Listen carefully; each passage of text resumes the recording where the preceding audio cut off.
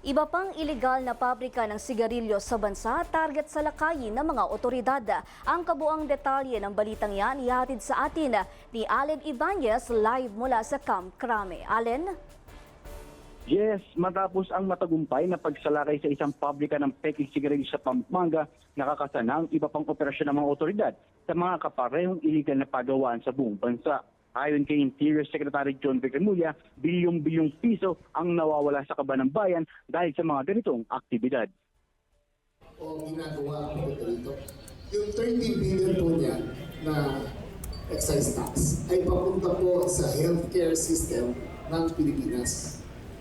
So yung bawat sigarilyong illegal na pumapasok dito ay binabawas ang pera para sa kalusugan ng mamamayan. Ang pera po yan ay para sa DOH, para sa DOH hospitals. Kaya nagkaka-shortfall po tayo ngayon sa excise tax dahil sa illegal manufacturing and smuggling of tobacco. I suspect there are 10 other manufacturing sites all over the country. May intelligence na kami at hindi na namin. Ikinakasa na rin umano ang mga susunod na operasyon ng PNP, BIR, BOC at DILG laban sa mga peking paggawa ng sigarilyo sa susunod na linggo. Nilalapitan.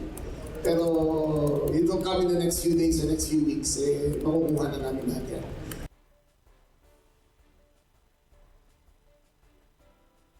Ito ang pahayag ni Remulla matapos ang ocular inspection ng warehouse ng Samyang Global Corporation kung saan nasamsam ang mga sigarilyo na may peking stamp ng BIR. Dito rin ibinunyag ni Remulla na dalawang politiko mula sa Northern Luzon ang mastermind at financier ng naturang pabrika. Bukod pa ito sa naarestong 6 na Chinese nationals na nagpapatakbo ng naturang pabrika. Mula sa Camp Crame, ako si Allen Ibanez para sa DATV News.